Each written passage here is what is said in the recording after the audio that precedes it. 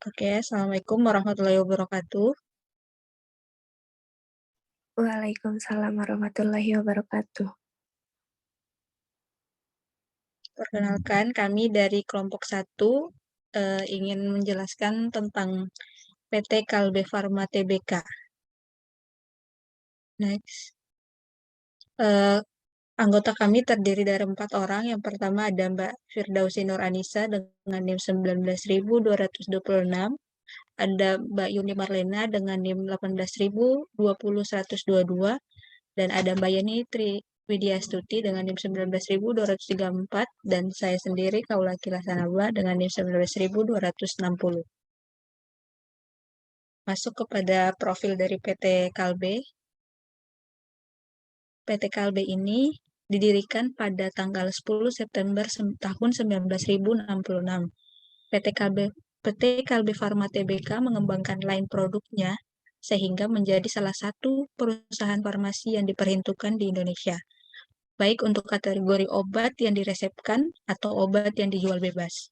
Kalbe telah tumbuh dan bertransformasi menjadi penyedia solusi kesehatan terintegrasi melalui 4 kelompok divisi usahanya, yaitu divisi obat resep yang berkontribusi sekitar 23%, divisi produk kesehatan berkontribusi 17%, divisi nutrisi berkontribusi 30%, serta divisi distribusi dan logistik sebesar 30%.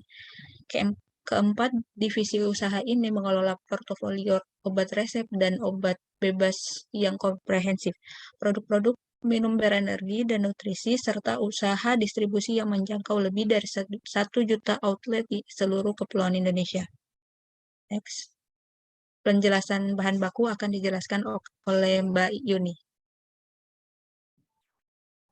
Bahan baku yang dipakai di PT Kalbe itu contohnya ada di produk Neuralgin RX dengan komposisi bahan baku yaitu metaviron 500 mg, tiamin HCl 50 gram, piridoksin HCl 10 gram, cyanocobalamin 10 mg, dan trimetil saktin 50 gram. Selanjutnya ada produk Promac dengan komposisi bahan baku Mg trisilikat 300 mg, gel kering OH3 300 mg, dan dimetil polisiloksan 50 mg. Selanjutnya ada CGP dengan kandungan zat aktif clovidogrel 75 mg. Lalu ada produk Mikoral dengan komposisi bahan baku ketoconazole 200 mg. Selanjutnya ada produk Serapid dengan kandungan bahan baku levofloxacin 200 mg. Dan ada produk Entrostop dengan komposisi bahan baku Activate Colloidal Atafulgit 600 mg dan pektin 50 mg. Selanjutnya saya kembalikan ke moderator. Terima kasih kepada Mbak Yudi. Untuk penjelasan alat industri akan dijelaskan oleh Mbak Firda.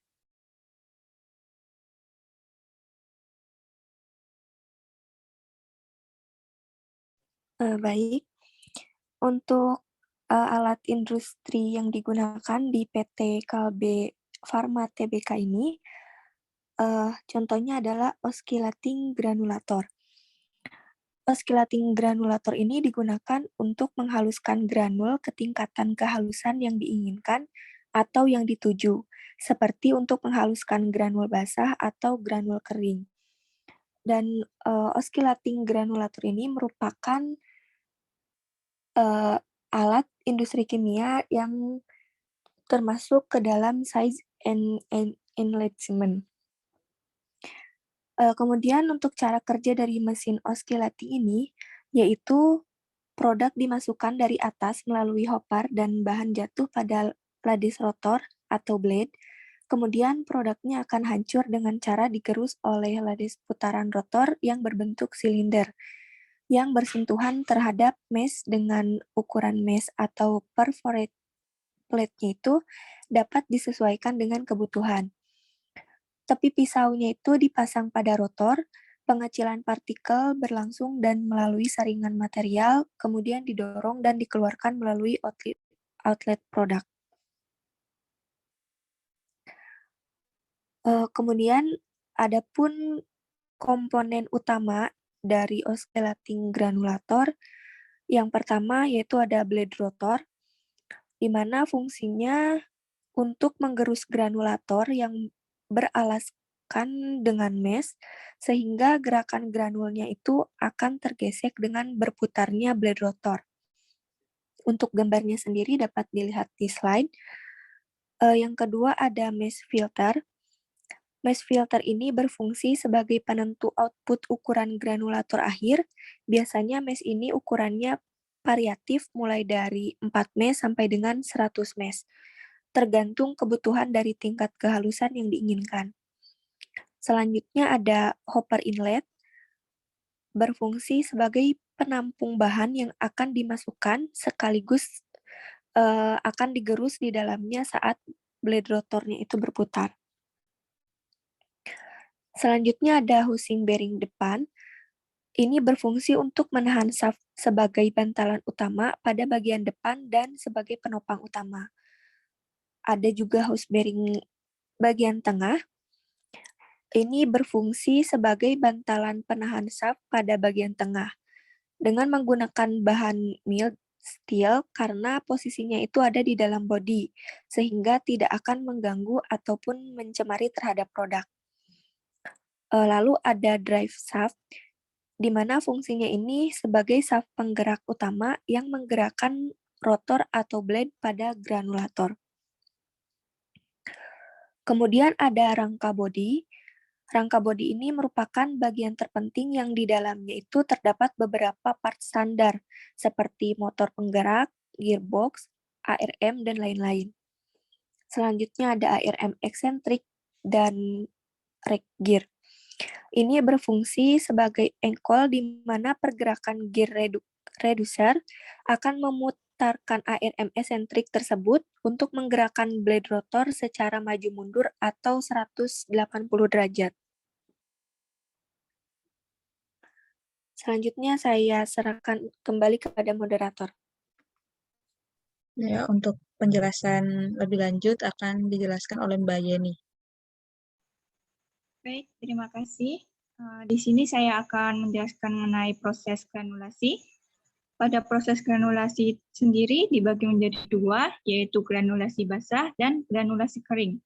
Pada granulasi basah yaitu metodenya diawali dengan membuat larutan pengikat. Proses pencampuran awal yaitu bahan aktif, bahan pengisi sebagai penghancur, dan larutan pengikat dicampur menggunakan mesin mixer. Bahan yang sudah tercampur kemudian dikeringkan di dalam dehumidifier, dilakukan pemeriksaan pada LOD atau loss on drying, kemudian dicek persyaratannya, kemudian dilakukan pengayakan menggunakan mesin oscillating granulator atau pin mill agar distribusi partikelnya lebih seragam. Pada proses granulasi kering, metodenya yaitu pencampuran awal dilakukan dengan pengayakan semua bahan, kemudian dilakukan pencampuran awal menggunakan mixer, setelah itu digranulasi dengan metode shrugging menggunakan mesin cetak atau compacting menggunakan roll compactor, kemudian dilakukan pengayakan dengan menggunakan mesin oscillating granulator, sampai diperoleh granula yang siap untuk dicetak. Setelah granula terbentuk, kemudian dilakukan proses pencampuran akhir dengan fase luar menggunakan mixer untuk memperoleh massa cetak. Massa cetak yang dihasilkan dikirim ke KIP atau quarantine in process untuk dilakukan pemeriksaan oleh IPC atau in process control.